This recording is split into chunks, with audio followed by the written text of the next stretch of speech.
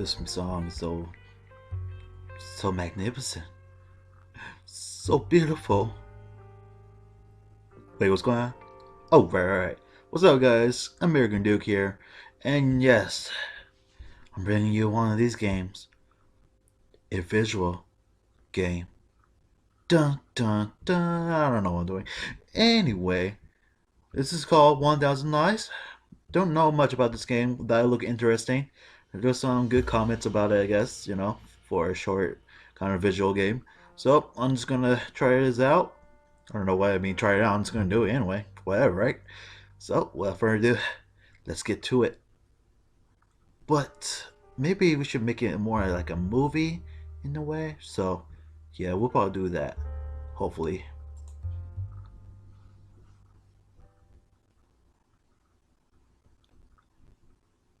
Much like the origin of our dreams, three youths forged their friendships out of unclear beginnings.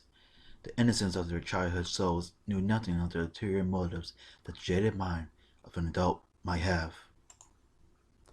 It's a pity that no decision knows of virtue, a fabrication which lies beyond the chromatic spectrum of consequences that adults insist on supplying only as either black or white. So they maintain that lies should not be told. Lying is wrong. With empty words, they wage their futile battle against human nature, pretending to know of what they speak.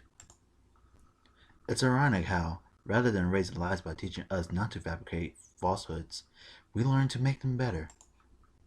After all, who honestly seeks the truth? We only open our ears to the confirmations of our biases. And that's strange, because in my opinion, there's no one who is more sincere with their words than the greatest liar of them all. I'm so good. Notes tell readily from a memory and onto the piano keys at my fingertips, recreating the trite. Sorry, I want to make sure the trite sounds of Maestro de Buzzi's. I'm sorry if it's wrong or not. My bad. Esteemed melody. I play for no attentive. Yeah, I'm sorry. Oh my god, I'm messing up.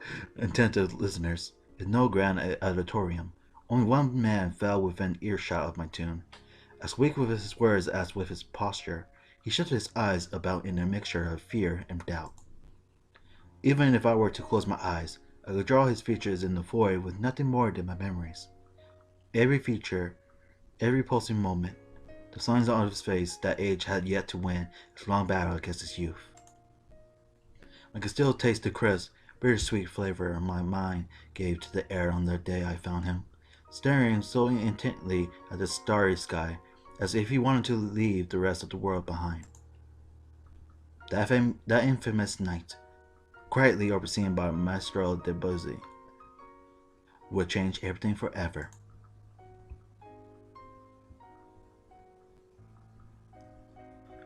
Come on, wanna go see how Hunter the Matcher really is? The boy could hardly contain excitement as he spoke.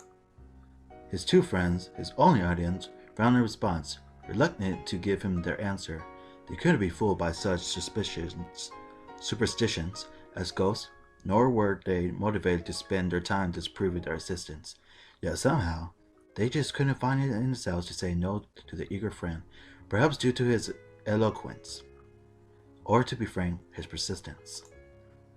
Their entrance was heralded by embedded spiderwebs, ramshackle walls, and frayed curtains. Unfortunately, there were no spectres to speak of.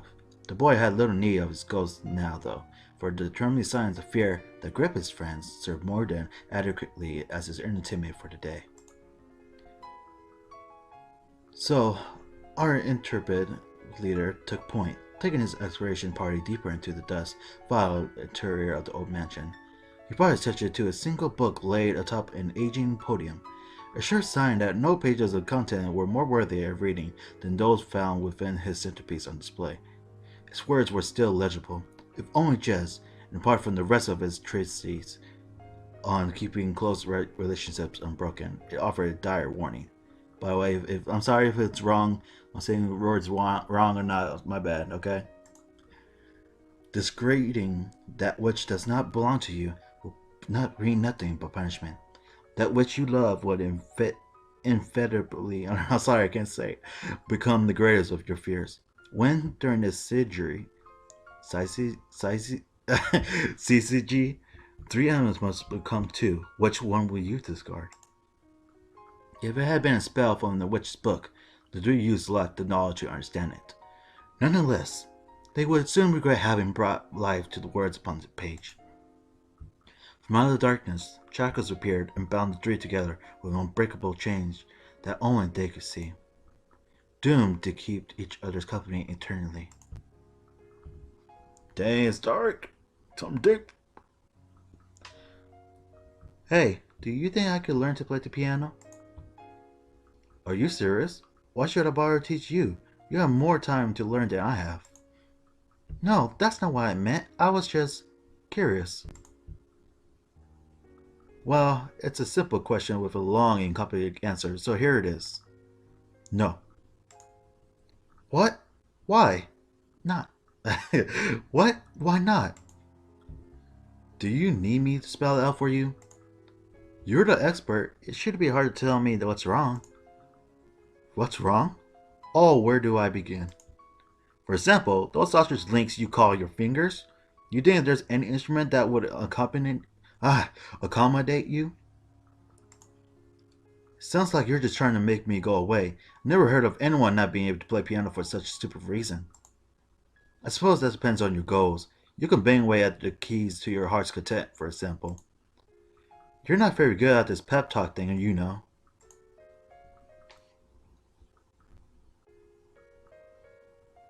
It was a strange spell which bonded the three youths together. Should they try to spread it out and seek their own paths, the chains on their legs would grow tighter, keeping them together. But if two of them agreed to stay close to each other, they could grant the third prisoner an extended length of distance. The links in the chains were uninterrupted by obstacles. They only enforced their proximity by which its prisoners must be held. Still, they could find a way to live with their curse, with none but themselves being the wiser to it. And how could anyone believe that three friends had been physically bound by a chain which eludes the sight of everyone but its prisoners, passes through all obstructions, and is touchable to anyone else? Under the premise that they used to spend all their time together, none of them thought that this incident would harm their lives too much. Using their imaginations, they could imagine some way to go on with their lives. In time, a change came upon them. Just as the origins of their friendship remained unclear, so too would it be difficult to pin down on just what had kept them united. The light of their childhood innocence would die a slow death, or perhaps even their innocence. That innocence was another lie, fabricated to disguise their selfishness. These were the thoughts which plagued the leader's mind as he began to silently observe the faces of the ones he once called his friends, who now become unrecognizable to him. And unable to find the words to form his apology, he chose to simply run away. Oh my god, back to the piano. Come off it already. You didn't come here for a piano lesson. If you got something to say, spit it out already. But the kid merely choked on his words, unable to force his thoughts into the open air. You don't have to My computer's messing up. You don't have to say a thing if you don't want to. You're a grown man, and you can make your own decisions. You don't need me to tell you what to do. Just know that every choice comes with a price. I don't want you to come current to me later as if I were responsible for your decisions. Through the corner of my eye, I could see that no amount of shamey language would drive him away. Yet he still milled about in his own indecisiveness. I sighed audibly, making my displeasure with our status quo unabundantly clear. Some big words. Fine, do you want to know what made me want to learn how to play piano? It had been an impromptu, whatever, change of subject, surprising even myself. I was never one for improvisation. Bringing it close to the piano's melody, I pushed myself away from the keys. I raised my hands up as if to display them alongside my words. I'll tell you what spurred me on to play this instrument. It was after someone told me the most discouraging thing. That with fingers as thick as mine, I will never be able to play any instrument. Oh my goodness! So he ran, struggling against his own loss of breath until the cruel chains that trailing behind rose up to remind him of their limited strength. But that would not stop him. Surrender was beyond his understanding now. No senseless witchcraft would be allowed to outperform his willpower. He didn't care about the blood or the pain. He would keep on running, empowered by his will, even if his leg were to break. The chain stretched with each step, with the metallic echo of the links breaking behind him. Growing under the pressure, each link in the chain warped and bent to the breaking point, struggling to match the strength of his determination. So it was that the curse vanished into thin air, leaving no trace that it had ever bound anyone together. Only then did he return to his senses to find what he had bled and suffered to gain, solitude, in the barren land bereft of his peers. Even his footsteps had vanished in the trail behind him. He was truly alone. Never again would he be able to find the important people he had lost. It's so sad. Chapter 1. Wait, what? Is this just starting? Wow, okay. Based on a true story, huh? Oh, sorry. On a story. That should be true. Oh, nice. Ooh, who's this? Okay, hold on. Sorry. I can't say this right. Enyin, I'm not gonna do no girl voice because I'm not that good. Man, hold on. It might be a little loud, huh? Sheesh. Hold on a second. Hold on. Okay, that should be good. I know how you feel about me, but I mean, we spent a lot of time together. It's fun being with you, but like, you're a great friend, so it would be better not to lose that. I'm sorry, Edyin. I don't know what I'm saying. Why did you have to confess to me, here and now? It's not you, it's me. Is that what you wanted to say? Oh my gosh, what's still happening? But the truth is that until now, I was your second choice. The backup in case the first didn't pan out. Am I wrong? No, no, no. It's not like that, I swear. That's precisely the issue, Siva. I'm tired of hedging my words with you, with everyone. I knew that nothing could be ever. I'm trying to be all mad. I knew that nothing could ever be the same after confessing, after expressing how I felt. I thought you would accept my feelings and I was happy. Couldn't believe that someone like me could connect with another person. Although now I see that it was all fake. I've been thinking about it and now it's clear to me. One of us has been playing with the other's emotions without considering the consequences. And now? Now you don't even have the courage to go back, despite of finding out the truth. Don't you see with that attitude, we can only hurt ourselves? I thought I loved and adored you. Now I'm not so sure. Maybe I was deceiving myself of all those times we spent together. Or maybe it was just my lack of experience. The only thing I do know is that we can't keep going down this painful road. And even so, a part of me doesn't want to let you go. Even if that means we're only friends. Even knowing the suffering that awaits me. Sarian, what are you thinking? How can you say something like that? Whispers spread throughout the classroom. As expected, we began to center our attention, since from all of the nearby classrooms crowd around to eavesdrop. The pressure put on me by the current situation makes my legs begin to shake. Still, somehow I imagine to look calm and composed. That was me. Come on, Siva, Cher. Let's take a minute to calm down, okay? Don't you think it'd be better to talk about this later? The next class is going to start at any moment, and I don't think... You want to talk, Ozzy. Everything is your fault, after all. Huh? What did I do now? So you already knew. Nobody told me if that's what you were worried about. I figured it out on my own. I just had to put two and two together. Oh, I get it. I don't think I understand what's going on. Was some character explain? Yeah, Silva. Do it. Explain it to him. I wouldn't be able to forgive myself if I ruined the lives of my two best friends because I was selfish.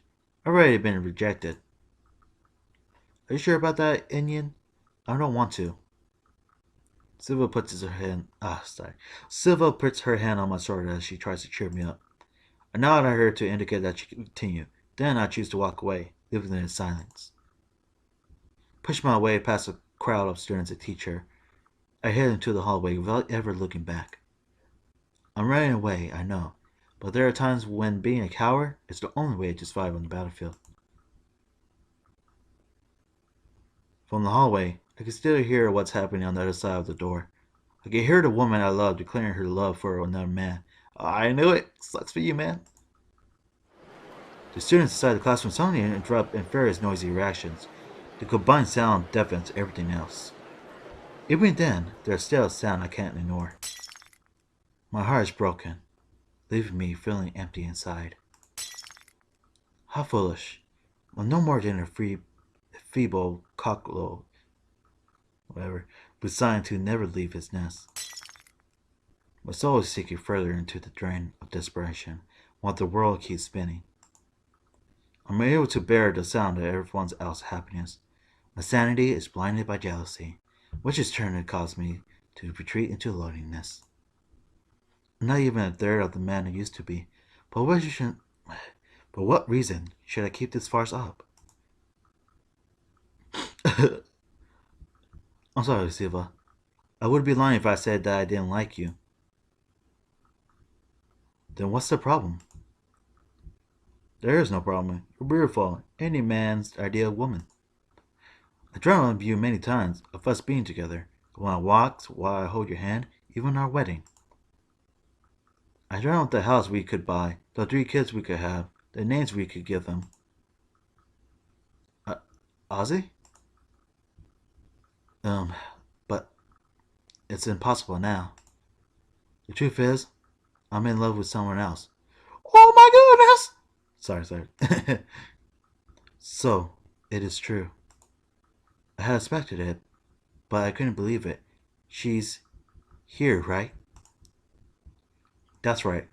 I'm talking about the new substitute teacher. What? What? Weird. Everybody's alarm bells go off. In unison, everyone's gaze shoot toward the entrance of the classroom.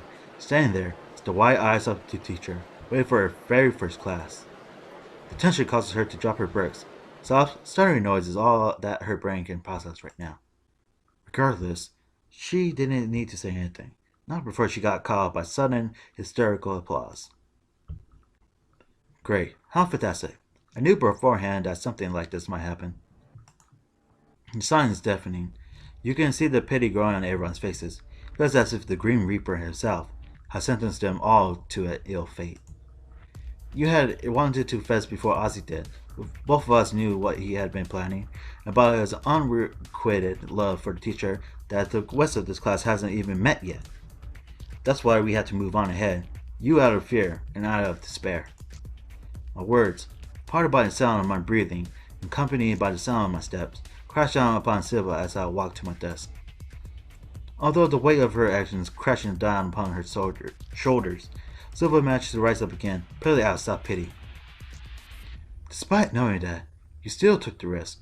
I don't understand you, Enyin. I don't even think I ever will. In the end, since the two of us have the same goal, guess we're more alike than I thought. No, we aren't alike. My hand clumsily reaches for something to grasp until I can clutch something, while my face rests into a distorted smile. I convince myself that this time I really win. I'll really win, and I won't let go. I can prove to you that my love is real. I can show you just how strong my resolve is, Silva. The scissors. You grab the scissors. Don't do this here. We can still talk it over. Enyin, no! No! Taking my own life, I mercilessly pierced through my chest. Damn, some darkness. I thought I was empty inside. Whoa! but my hands are stained with blood. I guess it can't change how I feel, after all.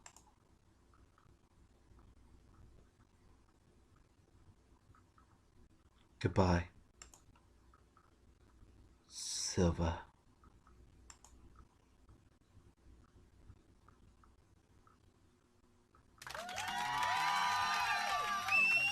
It's over. Mission accomplished. Enyen is dead. Thank you all. I hope you had as much fun as I did. The spectators begin to clap. What the hell is going on? Due to Silva's popularity, she receives the most attention. You can only hear them cheer her name. Seeing her play this kind of role is something new and bold, something the audience excitedly welcomes. What's going on? A job well done. There's no better way to start the day, right, Campanero? Whatever that is. Ozzy helps me get up. Then I shake off the ketchup with my clothes. What the heck is going on? My shirt is a complete wreck, but what could I do? It was a small price to pay in exchange for some laughs. We aren't known as the class clowns for nothing. We eat pranks like this for breakfast. Oh, wow, what the heck? You weren't yourself. You were beating around the bush too much. What the hell was that about with the wedding and the kids? Believe me, bud, it's not every day you get a confession from Silva, even if it was just acting. Story and over to start pitching things like a wedding and our 4 future children together. Wasn't it 3? A lot of things have happened since then, Campanero. Knowing my friend's reproductive capacity in his dream world, I try to get the class's attention. The show may be over, but the MC will still have something left to say. Please listen, I have something to announce. Be quiet until I'm finished. Ladies and gentlemen, and Ozzy. How am I not a gentleman? Sorry, I clicked too fast. Thank you for coming to our little production. I do hope all of you enjoyed it. But we mustn't forget to whom we dedicated this practical joke, someone who also had a small role to play. A round of applause for our already beloved substitute teacher. Please, come on stage and introduce yourself. We don't even know your name yet. Target of all the shouts and whistles. Our victim sounds petrified against the wall, even paler than before. At first, she appears frightened. Then she frowns until finally she scowls and begins puffing air out of her nose like an enraged bull. What other reaction could we expect from our little prank? Right, the 3 of us end up in the principal's office.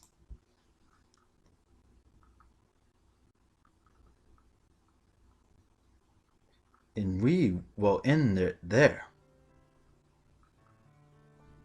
Thank you guys for coming. I hope you guys really enjoyed this. That was crazy as heck. But we will do more after the next time. So thank you guys, and we'll see you next time.